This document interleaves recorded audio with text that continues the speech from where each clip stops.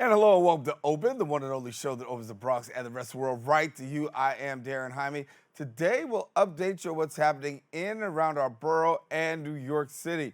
Coming up, we'll look into the subtle signs of mental health struggles and emphasize the crucial role of mental health support for our youth. Following that, we'll explore a valuable resource catering to book lovers, offering not just literary recommendation, but also mental health support. Later on, we'll also discuss the driving forces behind significant shifts in health as well as fitness approaches. And then we'll also shed light on a company that's dedicated to educating and empowering communities about the vital importance of water hydration. Finally, we'll discover an organization assisting the elderly, the disabled, and those in crisis.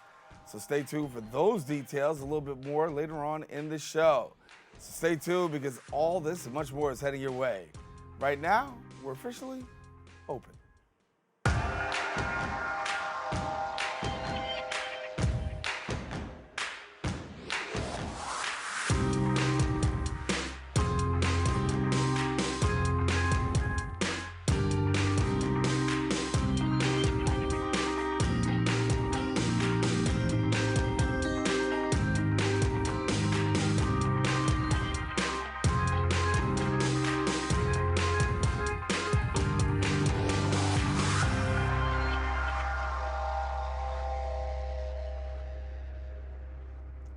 And hello, everyone. I am Daren Jaime. You are watching Open, a live program bringing the Bronx and New York City straight to you.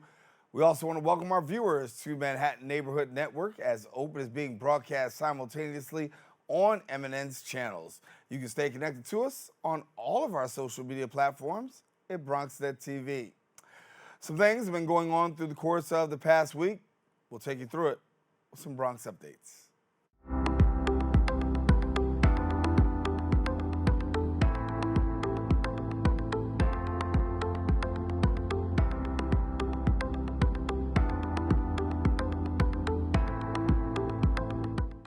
We're talking money, economic news. New York State Comptroller Thomas DiNapoli was accompanied by some local officials engaging in a discussion about his report about the South Bronx economy. Our BronxNet reporter Jonathan Calixto was on the scene, bringing us the details.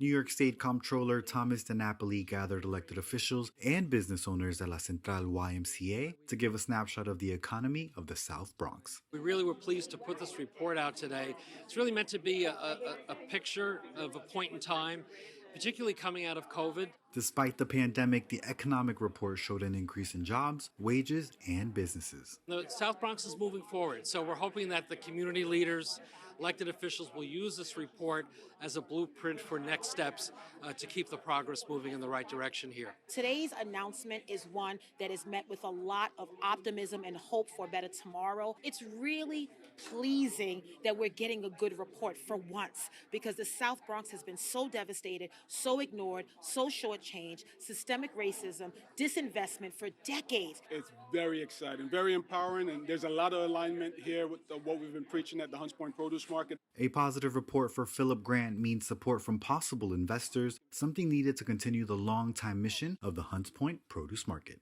Would allow us to keep up with population demand, allow us to feed and continue to feed the 22, 23 million people within a 50-mile radius. It is incredibly important to national food security. Reporting for BronxNet, Jonathan Calixto. And thank you, Jonathan. In other news, the New York City Department of City Planning unveiled a series of proposals aimed at fortifying small businesses. Our BronxNet reporter Kim Naleen brings us the specifics.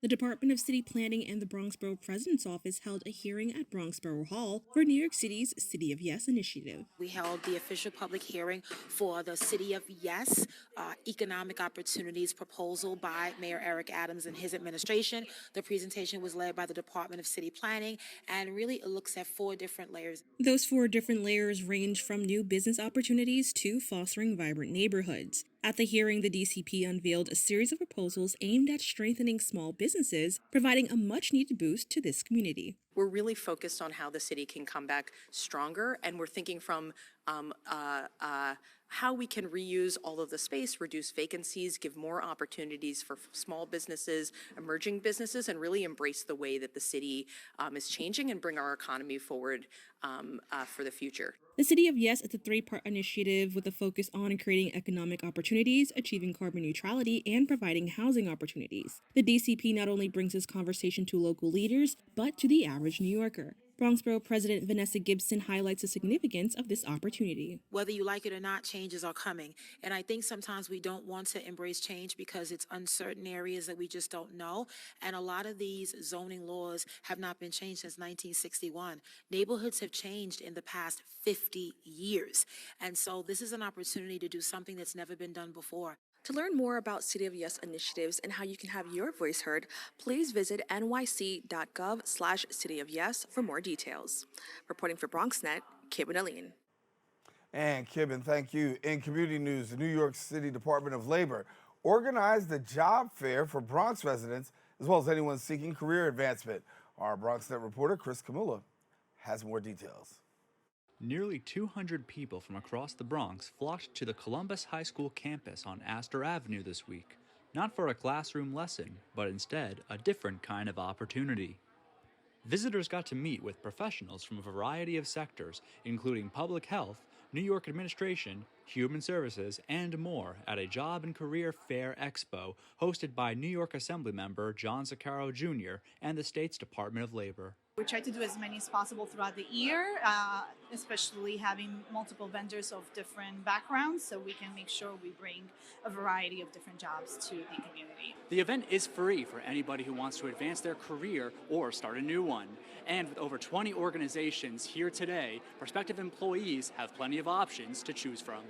Searching for a new job can feel like a whole job in itself. That's why Assembly member Zaccaro Jr. and the Department of Labor partnered with business recruiters from all kinds of industries to help ease the burden of the hunting process. And numerous organizations are searching too, for their match of an employee to add to their team. Take a chance, even if you might not see something you like or see something you're interested in, at least you came, and so you can kind of get a bit more perspective on different jobs and the requirements, and that can help make your decision better. According to data publicly provided by the New York Department of Labor, the city's unemployment rate was 5.4% in October 2022.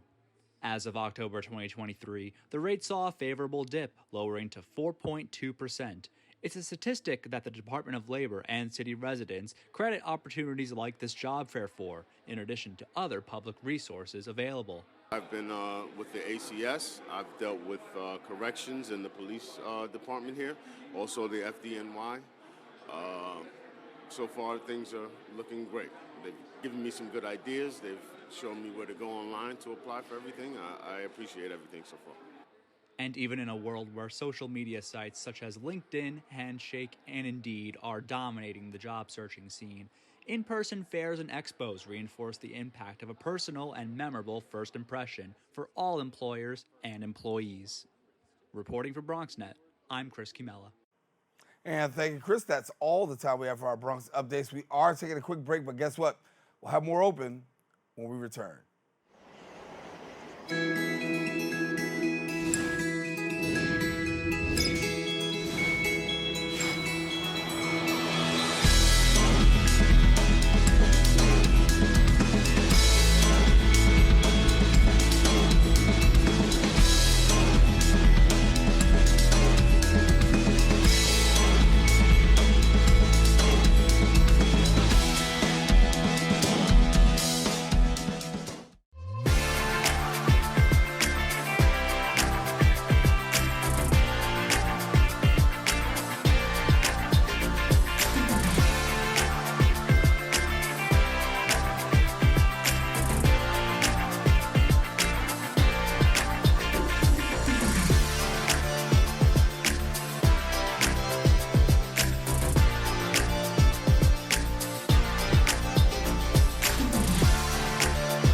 And welcome back. Literature serves as a powerful medium that's enabling us to forge connections to the stories of others, allowing us to rediscover and reconnect with various aspects of ourselves.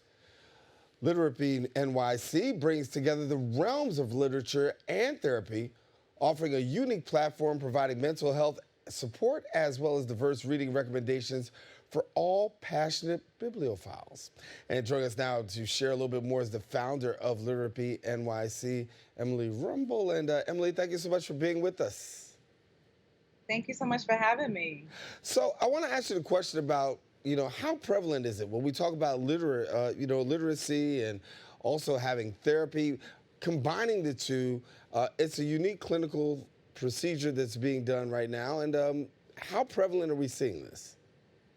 Absolutely. So I think bibliotherapy is something that we've been doing it. We've been doing it since back in World War I. The Library War Service was ensuring that Army bases were provided with libraries so that veterans could have a connection to home. So there's deep roots historically in Greco-Roman area, the Egyptian history, but more importantly in modern day practice. And I think it's part of the reason why I created Literapy NYC is that I wanted people to know that bibliotherapy is here, it's been here, it's here to stay, and we're doing it. And there's a science behind how a love of reading can really benefit our mental health.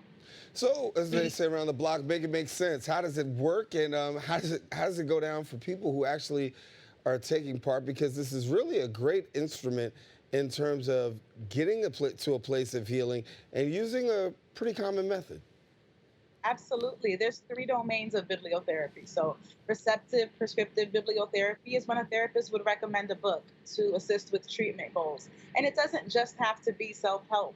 We can have an intake where we really assess our clients as readers so that we can book match with a text that's going to really support the work that they're doing in therapy. There's also expressive creative bibliotherapy. And this is where, as a therapist, we would get our clients writing and using expressive writing tools in the therapy room. So that might look like writing a letter to your younger self, maybe even writing some poetry. I love that the Mott Hall Community School here, Mott Haven, in the Bronx uses hip hop poetry.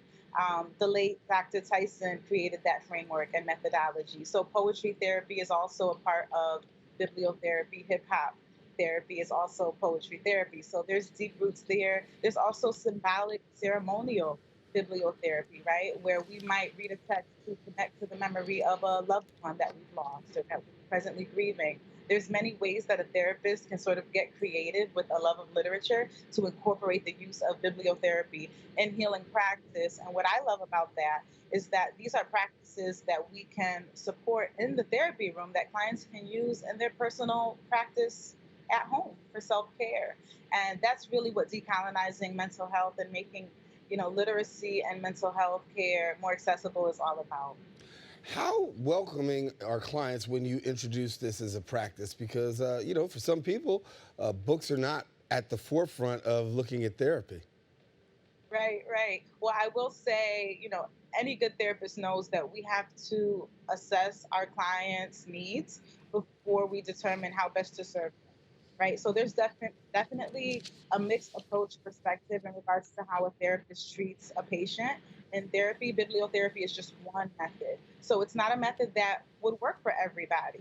So I think that's really the first step, is assessing whether or not bibliotherapy is a methodology that can support the work being done in the therapy room. And then we go from there. And I've had, clients who right away might be resistant or share that they don't feel like they're strong readers or they don't have the time to read. But if they want to try it, then we'll start small. So maybe we start with a poem. Maybe we start by reading together in the therapy room. Maybe I, read aloud to them, or they'll read something to me that's meaningful in the therapy room. We can find creative ways to incorporate the use of literature depending on where the client is at. And that's always the goal, is to meet clients where they're at and to work with what we've got.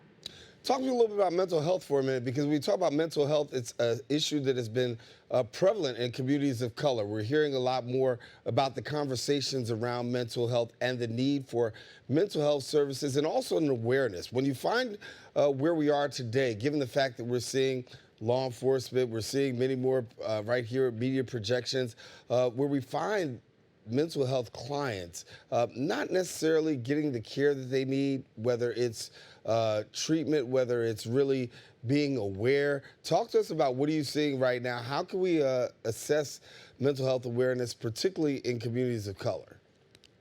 Yeah, thank you so much for speaking to that. It's a huge barrier. And I know for me, being in private practice, it's really important to make my services accessible. So I think that's the first step, right? Is educating the community about the importance of mental health, about what therapy actually is, and sort of destigmatizing it. I started off my career here in the Bronx as a social worker. So that's really where my expertise and my training began, was pushing into ELA classrooms to make stories come to life, to help with the literacy rates at the school level.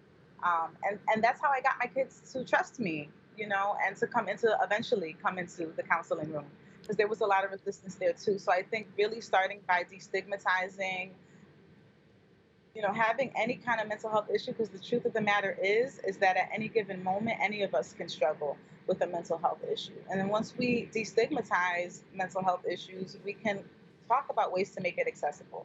And how I do that in my practice is I offer a few slots for reduced rates with open path psychotherapy, where I charge as little as $20, $30 a session. I also collaborate with Grace, which is an organization in Brooklyn providing free therapy to adolescents in all 5 boroughs here in New York City. So I think as therapists, we have to also, make that part of our decolonizing work, is that we have the credentials, we have the expertise, but how are we using our platforms and our influence so that we can better support our communities? Yeah, I think you hit the nail on the head, but keeping it 100, we talk about the fact that, listen, a lot of people do not access mental health services simply because of stigma, stereotypes. These are things that are prevalent, particularly in communities of color. You don't go to, but more and more people are seeming to accept therapy, more, prone to really saying, hey, I can use these services and not feel bad or ashamed about them. That's right. That's right. And I think a lot of that is the young people coming up now, right? Like, think about what young people had to see 2020 when they saw the video of George Floyd being murdered on public television. That was a moment, I think, for a lot of young people in particular, where it was like, this cannot happen.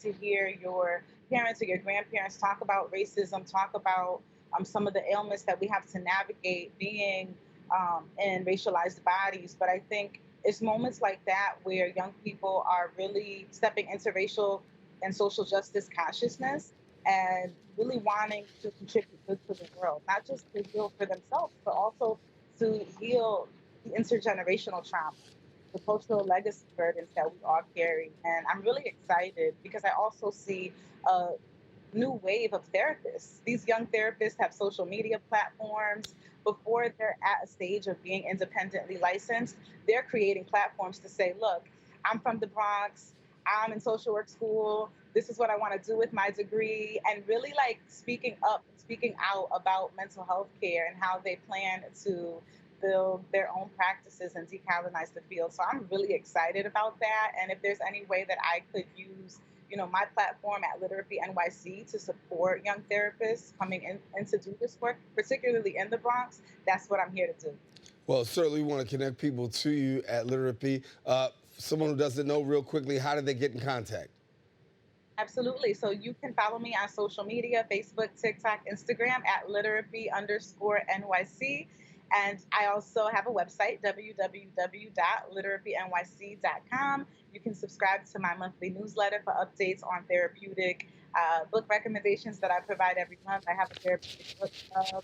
I got a lot of stuff going on. And I'm also publishing a book, Bibliotherapy in the Bronx, is coming out April 2025 with Row House Publishing. I'm really excited about it because it's going to give me an opportunity to share my work that's done in the therapy room behind the scenes with my friends and colleagues and just the community overall. I wouldn't be the therapist that I am without the Bronx. So I'm really excited about this book, and prayerfully it'll help a lot of people. Yeah, Emely, you're doing a good work and a great work. So thank you so much. Hopefully we'll get more about that book and hear more from you in the near future. And thanks for joining us here on this segment. Thanks a lot. Want to let our viewers know if you want more information, you can visit the website at literapynyc.com. Then also follow them on Instagram at literapy_NYC. We'll tell you, don't go anywhere. We got more opening coming up right after this.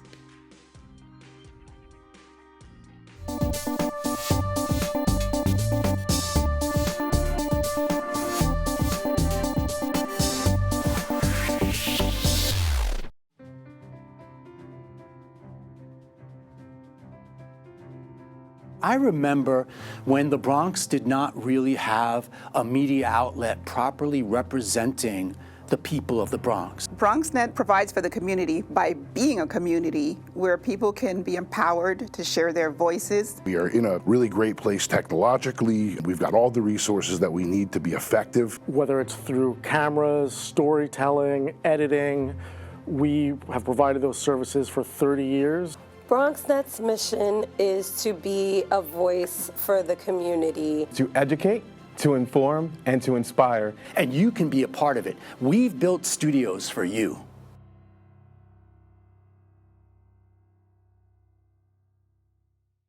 And we are back. As families get back into the swing of the full school year, we want to ensure that kids start off the year right. Well, for many children, the return to school could actually trigger some feelings of anxiety and stress, making this an especially tough time of year right now in the winter. Joining me now to share a little bit more, shedding light on the mental health challenges faced by youth in our community, as well as providing some tips for advice for families. We've got the program coordinator with the Children's Mobile Crisis Team at VNS Health, Joheily Gonzalez, and thank you so much for being with us. Thank you for having me.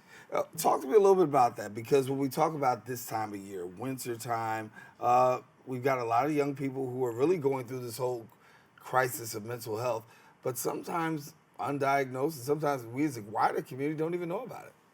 Yes, you know, we've been seeing an increase in children experiencing mental health crisis, which has been heightened due to the pandemic. And most of the time, parents, they don't know what access and services they have, and they know very little of the resources offered to them that can be of support to them. And, you know, for children returning to school, and these transitions can cause a lot of anxiety and stress and fears. And in the mobile crisis team, we see a lot of that. And our main goal is to help manage the children and parents navigate through all of that.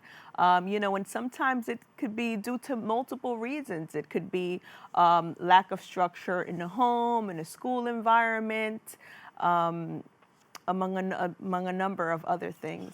So a person on the outside may not be able to necessarily see somebody struggling in the area of mental health, but you and your team are very well trained. Talk to us about what are some of the signs that maybe we should be paying attention to if we see kids begin to waver and do things throughout the school year. Yeah, you know, signs of a child being in a mental health crisis can often be exhibited in physical situations where they may be experiencing headaches or stomach aches, and they may be overeating or oversleeping or not eating or not sleeping at all, repeating their words a lot. And these are all things that we want to be mindful of. You know, because it shows that anxiety is rising. These are all signs of anxiety that the children may be dealing and faced with. So if I have a child that's rising in the area of crisis, and that might be happening in the classroom, might it be happening at home, what should I do? Yeah, the first step is to be aware.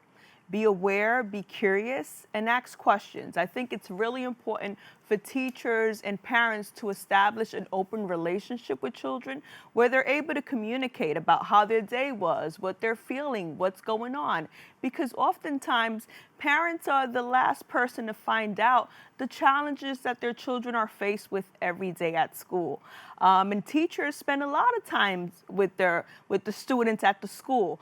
So they're able to observe when the children are engaging in acting out behavior, or they may be withdrawn for a particular day, this is when it's really important for the teacher to pull them out and ask questions. I see that you're not being yourself today. What's going on? And then explore a plan to put in place to support them.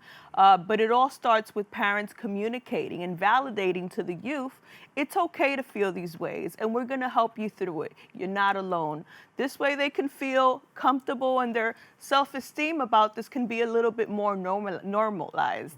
Right. Many of the youth, live in different situations, unstable homes, and just, living in a small home unit with multiple generations in there as well, which may have some stigma around mental health and this being not normal or this is okay, he'll get through it. But it's really important to challenge this idea, explore more, because there could be a number of signs. Children engaging in self-harming behaviors, experiencing suicidal ideations, which sometimes can be attention-seeking, but other times are not. And it's really important to investigate and be proactive when we're seeing these signs manifest. Is there a particular time of year that we really need to be also zoning in? Because, we're coming out of the holidays, the second half of the school year. Are there some hot spots that, parents and those of us who are in the community can be paying attention to?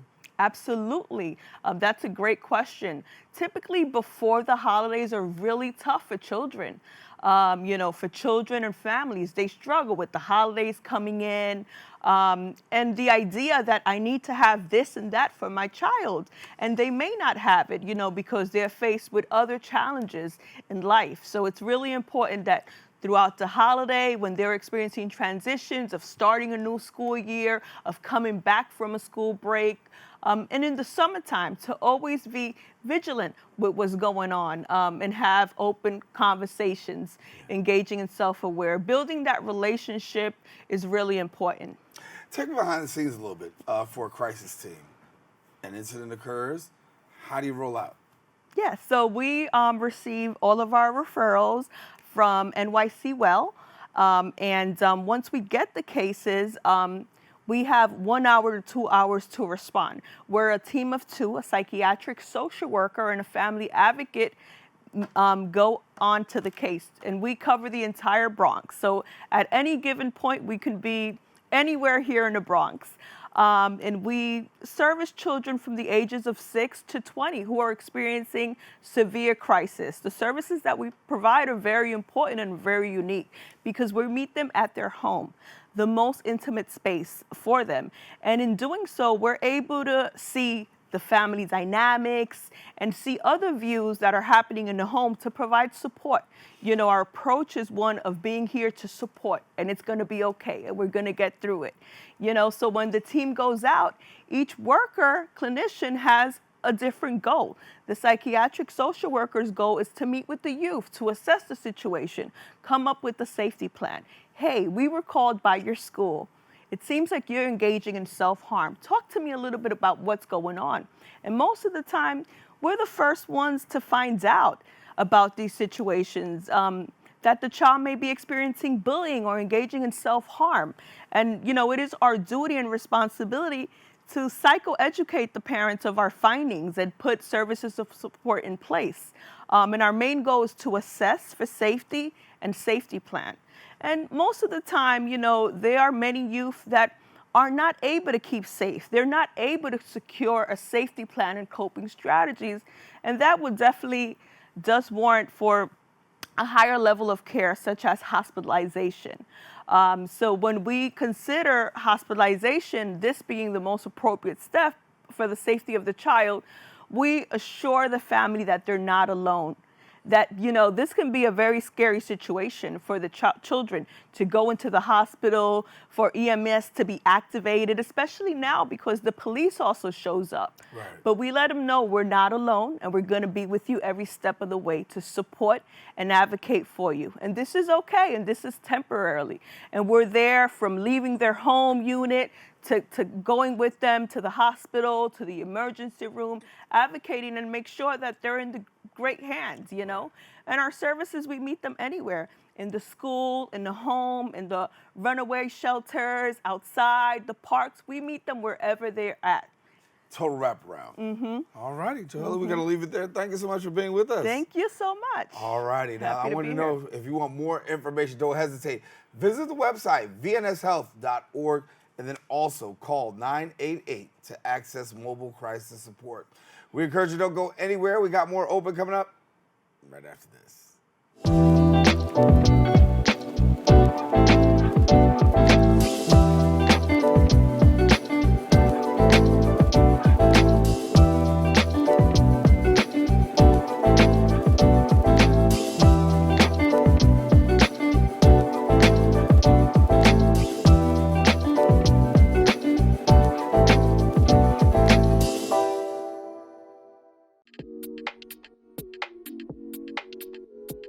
Hello, my name is Tyrone Lowe. I host a show at Bronx they call The Legends, where I bring real legends, DJs, upcoming artists, actually people from the past that's into entertainment.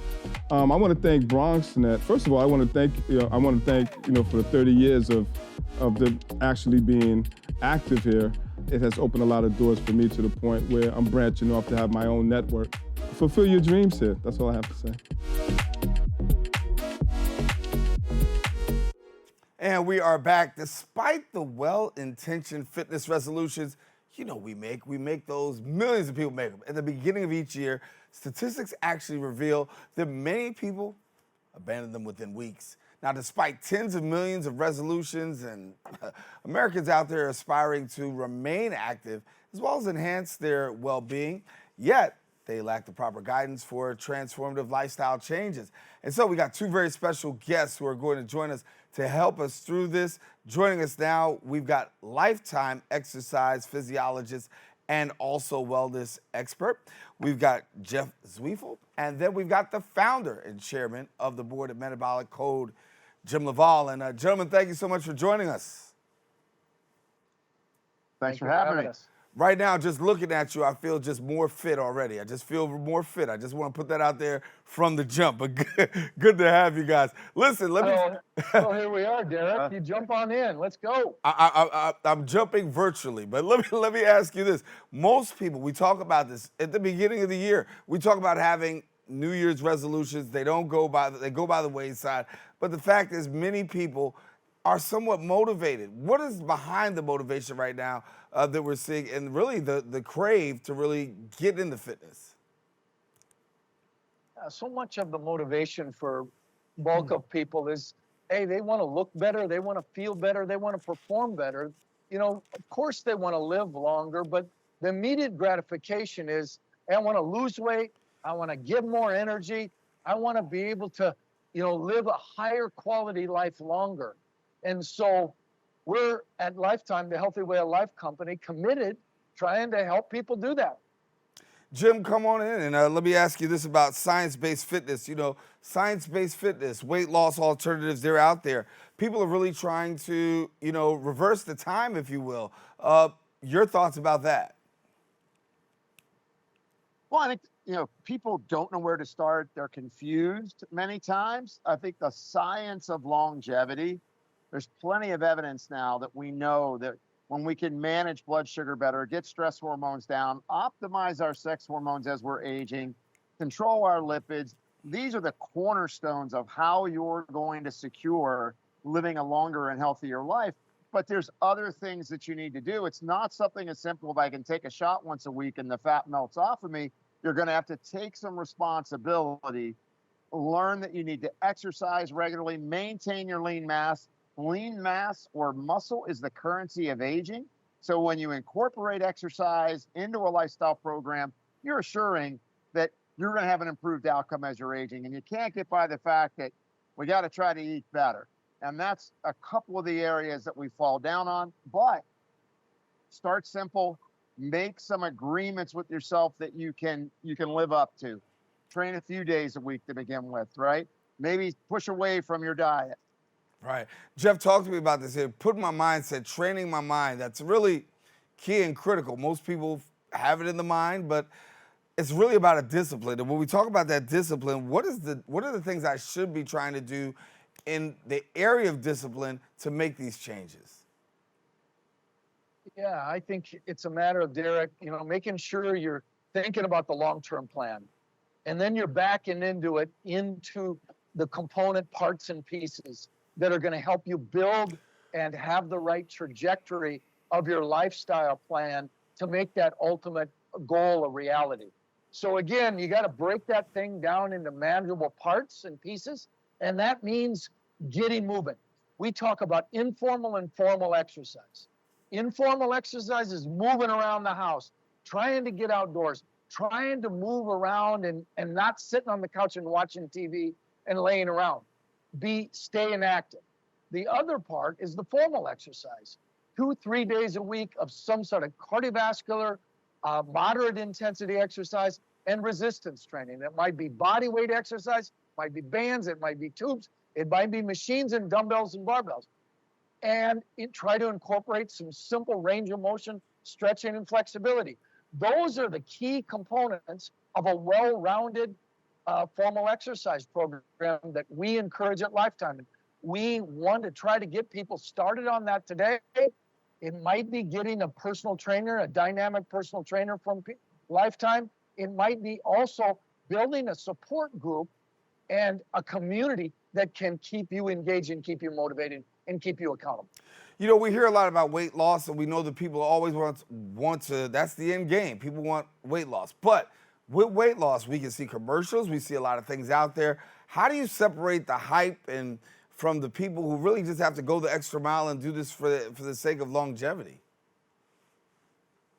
Well, obviously there's a lot of excitement around what's called the GLP-1 agonist. So you hear the commercials for Ozempic or Mounjaro, and a lot of people have reached out to try to use those particular products.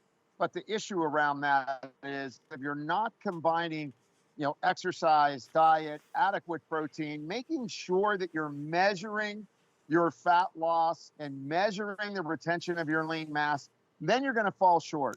I always like to tell people, if you think that there's some simple or magic solution, you're probably listening to the wrong station. It takes time, effort, commitment. But what I always have told folks over my 40 years of practice is it's work, but it's worth it. And so that's what the differentiator. You got to watch what you read on social media. Anything that sounds too simple probably is too simple. Yeah. Jeff, can you chime in a little bit here? Talk to me about the importance of having support groups because, we've got great intentions, but the fact is we fall off. And having that support group can also make the difference.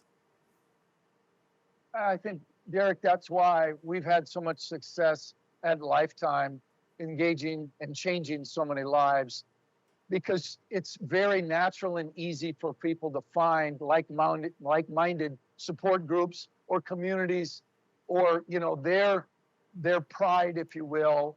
That might be in a group training class, it might be a cycle class, it might be a yoga class, might be one of our small group training classes. But I think what's so great about that, it holds you accountable. People are looking for you in the tribe, so you have to show up. I think it also, you find people like you in those programs that are sharing the same struggles and challenges, and you can help each other get over those hurdles and work through some of those problems and opportunities. And lastly, it allows you to celebrate the success and keeps you motivated to keep moving. As Jim said, those little goals and objectives that help become the building blocks for your long-term success. And we can't underestimate the importance of strength training when it comes to weight loss. I really want to make sure we tie it back to the program. Resistance training, whether it be body weight exercises, machines, dumbbells, barbells, because as Jim said so well in any weight loss program, keeping that metabolism revved up through that lean body mass, hypercritical to the success long-term, let alone their long-term quality of life. Yeah. And Jim, where do people go if they want more information on this? Well, simply they can go to lifetime.life, and that's where they can find a tremendous amount of information, inspiration, and really see how special it is to be involved in the Lifetime community, to get supported by all those that have a like desire to stay fit, be healthy, and live the best possible life. Well, Jim, Jeff, been great talking to you. Definitely, I think people are inspired. January is still here. The month hasn't gotten far away, so people get right back on it. And if they haven't gotten right back on it, they'll get right into it. So thanks so much for joining us and sharing this much-needed information. We'll see you in the club later, Derek. All right. Absolutely. Pleasure. All right, see you guys later. All right, I encourage you, don't go anywhere. We'll be back with more Open right after this.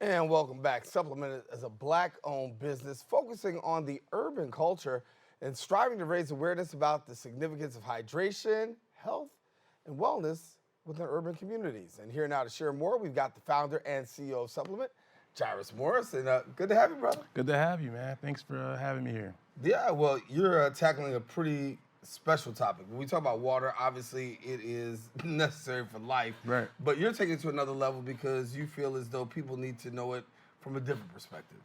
Exactly. I definitely, I created it because insulated water bottles, the space was really being dominated by like the affluent white America, people that already, they try to say already know about hydration. And in the urban community, it's just something that just wasn't that talked about, at least for me growing up in South Philly. Nobody told me the importance of drinking water, staying hydrated, anything of those nature. So when I wanted to start this brand, I wanted to kind of focus more on the people versus how the other brands kind of focus more like on the environment. Right. And so when we talk about hydration, what is it that we should be focusing on when it comes to hydration? It's just knowing what to put in your body. A lot of times in urban communities, we focus on just drinking like high sugar drinks, Kool-Aid, juices.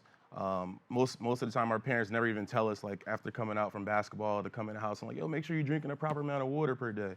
And we don't. So, the long-term effects that this has on our health is kind of crazy. You think that some of these things are hereditary when most of the time you're just kind of doing the same things that your parents did before you. So if they didn't drink water, you're probably not drinking no water either.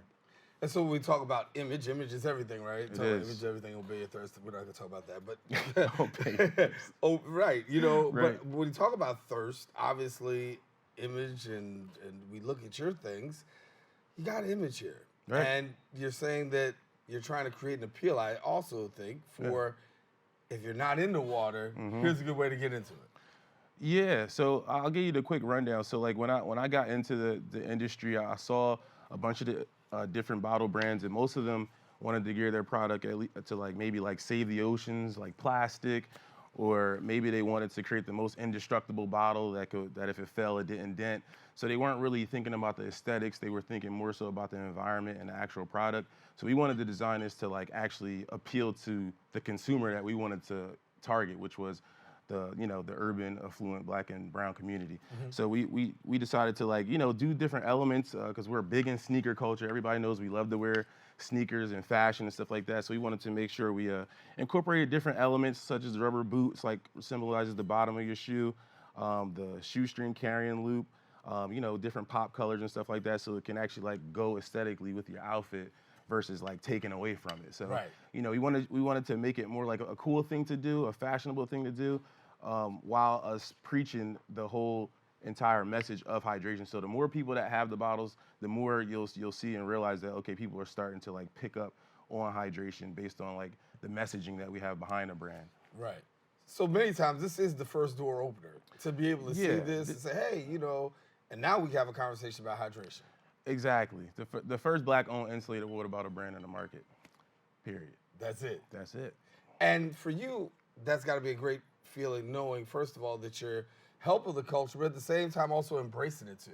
Yeah. I think that's what it's all about. It's embracing the culture, but you gotta, they gotta identify with it. The other brands, I felt as though like I didn't identify with it. So that's really how I came up with it in the first place. I would, go to their websites, check out their marketing, see who they're targeting, and I was like, man, like, I don't know about you, but I haven't been hiking on Mount Everest or in the middle of the ocean in Canada kayaking. So I wanted to, create a brand that resonated with us, like, playing basketball, going to cookouts, different things like that. So yeah, that's pretty much how we got here. So we have a few. Walk us through some of what's. Yeah, so I wanted to bring a couple different flavors, a little bit of varieties. We do, we have tumblers. This is a 20-ounce tumbler. Also keeps your stuff cold. We work with different artists. We like to shed light on different small town artists that, don't really get to put their merchandising on different products. So, we have the capabilities to do all different kinds of custom bottles. So this was an artist we work with out of Las Vegas. But we also do the corporate thing. We do corporate gifting, corporate bottles. This is a bottle that we did with the Yankees in Poland Spring. And then I wanted to just kind of showcase a couple of the other, just like our basic colors, as well as like the straw lid bottles and everything like that we have. These are our 24-ounce tumblers. Keep your stuff cold 24 hours, hot for 12. For yourself, as you look and you say, hey, I want to look towards the future, what are some of the things you're trying to do? Yeah, so we're all about hydration. So honestly, it's really just creating more ways to educate the community on hydration, whether it's creating the larger sizes, which we do have coming up. But there are a lot of different things that we're trying to do, set up hydration stations in urban communities so that people can, have like a central place to get clean water, because just right over the bridge in Newark, they have a problem with lead in their water. So we've been partnering with like the Newark Water Coalition to make sure that we're donating bottles to make sure that people in that community can have like actual clean drinking water. So it's different. It's different. A ton of different things like that. There's a ton of cities that we got to reach. So the more we grow, the more we can do. And you also have, and you spoke about giving back, and that's Right. also a portion of what you do. Yeah. Stuff that's Big thing. that you earn. Talk about your give back policy. Yeah, so our give back, our whole entire thing towards give back is pretty much, we have single wall bottles as well as these ones. So we partner with different nonprofits. So far as the one in Newark, we have one in Chicago. We partner with these different communities that have issues drinking water, or maybe like the Boys and Girls Club, they have different issues with people not drinking enough water. So we like to show up, we like to talk about hydration, give a lot of hydration facts. Some people don't even know how much water they should be drinking, or if they should even drink water every day. Knowing that you can get water from fruit, that's a whole nother different topic. So it's just so much different things as far as like the education piece, because once you give somebody the education, then they're able to kind of go out and just like kind of figure stuff out and make better decisions going forward. So the give back is us donating bottles, doing hydration stations, but most importantly, giving people like the tools so they can make better decisions going forward. Jairus, how do people get in touch if they want to know more about hydration, get connected on the hydration front, or just want these beautiful bottles? Yeah, man, listen, go to our social media, SUPLMNT, SUPLMNT. We're constantly doing cool stuff on there as far as educating on the importance of hydration, doing it in a more comical, fun way that you can follow, as well as our website. We're constantly posting and doing stuff like that. But also, social media is probably the best place because you'll be able to see where we're at, where we're going, where I'll be speaking next. And you can go to www.supplement.com where you can grab all these different flavors of bottles. And yeah, if anything, shoot us a DM. Yeah. Love to talk. Is there a misconception that you find when you're out there talking to people about hydration? Because I think so many times people think that, it's not cool to drink water. Yeah, that's the biggest misconception. Honestly, when I do these vending events outside and I'm like talking to people, trying to get them to come to the table to get a bottle, the first thing they say is like, man, I don't even drink water like that. And it's just like, what I mean? It's just one of those things that we kind of got to overcome as like a culture. Because like I said, you're kind of just doing what people before you were doing. So like if you didn't see other people drinking water, 9 times out of 10, you're not going to drink water. And then just, later on in life when you diabetes start kicking in, high blood pressure, all that stuff, you're like, man, this stuff runs in my family. Like, nah, man. Remember 10 years ago you said it wasn't cool to drink water? Right. But yeah, so like how we do it is we just try to make it more cool, like, doing cool collabs with different other cool brands. Like this is a bottle we did with Slam. Everybody's familiar with Slam Magazine. Right. And you know, like stuff like this helps validate the whole point. Like, yo, man, like even, you know, the brands you grew up on is trying to promote drinking water. So, you know, do yourself a favor. Jairus, Stay pleasure hydrated, meeting you, man. man. You already know, Thank man. you so Appreciate much. it. Definitely. Yes, sir. Yes, sir. Well, I want to let people know now, if you want more information, visit the website at supplement.com. And then also follow them on Instagram at Supplement. We encourage you, don't go anywhere. We got more open coming up right after this. We got to get hydrated.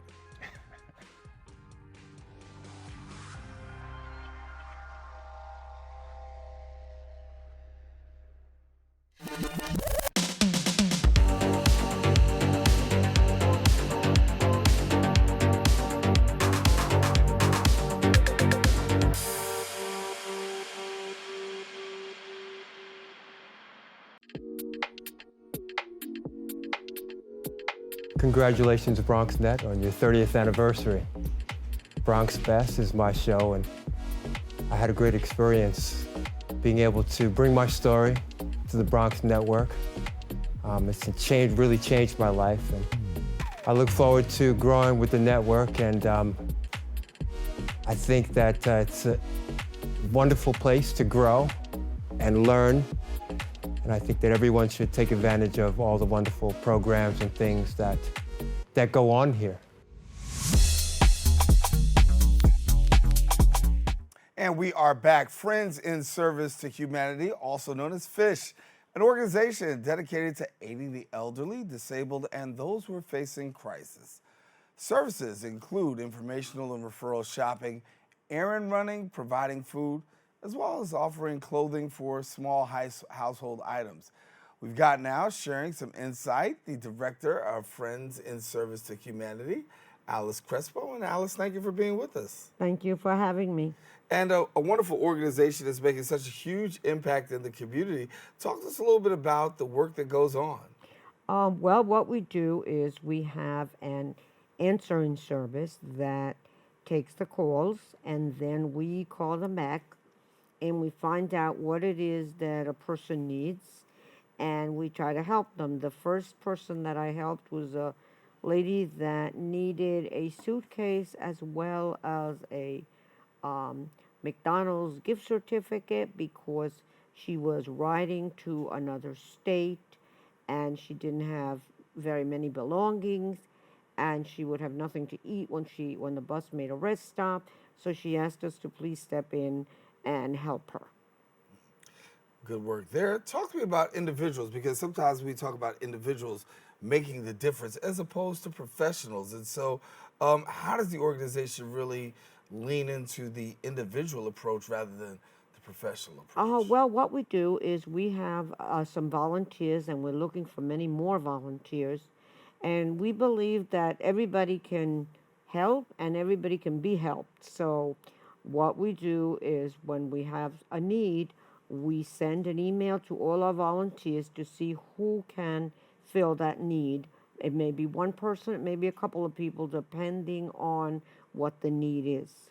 And when we talk about those needs, how does a person go about identifying to you what those needs are? Is there a process in terms of saying, hey, I have this need, what's the process from there? What we do is we talk to the individual to see, we try to avoid as much paperwork as possible. We talk to the individual to see what it is that they need and why. In the case of this woman, she was obviously moving to another state, and her need was very small, a suitcase and a gift certificate to McDonald's so she could have something to eat. And we realized that, she was telling the truth, and so we worked from there. You do a lot of great work, and I talk about some of the things that you've already done, but also you're an interpreter, a Spanish interpreter in the courts there as well. Yes, I'm a Spanish interpreter. That means I can also help people who only speak Spanish. We're happy to help them as well, because if we have to, we'll get an interpreter in other languages as well. And anyone who wants to volunteer should call us at 347-730-5658. Leave your name and phone number slowly, and we will get back to you. Talk to me about the work that you're doing, like as an interpreter, really being with boots on the ground, helping people out, for yourself as a part of a life's mission. Well, what I do is I am by profession an interpreter, and I can help. I help people, or I worked for the courts, but I also have helped people. I helped one lady go to Social Security. She wanted to make sure there was someone there that could understand her, and so I just went with her and helped her out. And so for people who want to know a little bit more about your life, you got a life that's filled with resilience and really, bouncing back and doing some great things. You're inspiring people because you also have a book. Yes, I have a book called With God, All Things Are Possible. Never be discouraged. With God, all things are possible. And I wrote this book because I am a person who is totally blind. I was born that way. And everyone always told me that I couldn't do anything, that I'd become nothing of my life, blah, blah, blah, blah, blah, because my parents weren't the best. And I was out to prove everybody wrong. And so I graduated from Hunter College. I became a court interpreter. I got off the system. And now I have a job. I have an apartment. And I also run another organization called Helping Hands for the Disabled, which Fish also helps with. And I help people, and I encourage people to never let their obstacles let them down. The message that you're talking about of resilience that really resounds right now is that you pretty much didn't accept what people said. What advice do you give somebody who says, listen, I've got some challenges, but yet and still I feel as though, I want to quit? What would be the advice that you give? Never quit. You can always figure it out, no matter how hard it gets, no matter how bad it gets. You can always go on. Yeah. And for people who want to be connected to Fish and the work that goes on there, how can somebody be a volunteer? You talk about needing volunteers. What's the process for those who want to become volunteers? The process is we fill out a short form, we get some references, and then we put you on to our list. And as needs come up, we will call you and see if you can assist us. Can you share a little bit more about the needs? Because what are the needs that you're finding more prevalent in our community right now? A lot of elderly people and disabled people who need help getting to their medical appointments. That's a real big need. Or who need help getting to, say, the DMV if they have to get a non-driver's ID. Or people who need help with the computers, who don't know how to access the online stuff. Things like that. Yeah. Well, Alice, we want to thank you so much for being with us and sharing great work that's going on with Fish, and then also the book that's out, and then also Helping Hands for the Disabled of New York City, and then Friends in Service for Humanity. A lot of work that's going on. Alice Crespo right there at the center of it. And thank you so much for being with us, Alice. Thank you very much for having us, and I do hope to get lots of calls and emails. Yes. Can you share our email address? I'm getting ready to do that right now. She said, can I share the email address? I'm going to do even better than that. I'm going to share the email and the Instagram. For more information, follow them on their Instagram at Friends in Service to Humanity. And then also we've got an email address, and we've also got the Twitter address that you see on the screen. So I want to let you know we come to the end of our show today. I want to thank all of our guests for joining us. Most of all, you, the viewer, for tuning in. Now, if you missed any part of today's show, you can catch the recablecast on Optimum Channel 67, Verizon Files, that's Channel 2133, or watch us anytime on the web at bronxnet.org. Of course, you can catch a brand new episode of Open with my girl, Rena Valentine. That comes up on Friday. And for now, that wraps up this episode. I'm Daren Jaime saying make sure to keep this channel wide open, saying take care and God bless.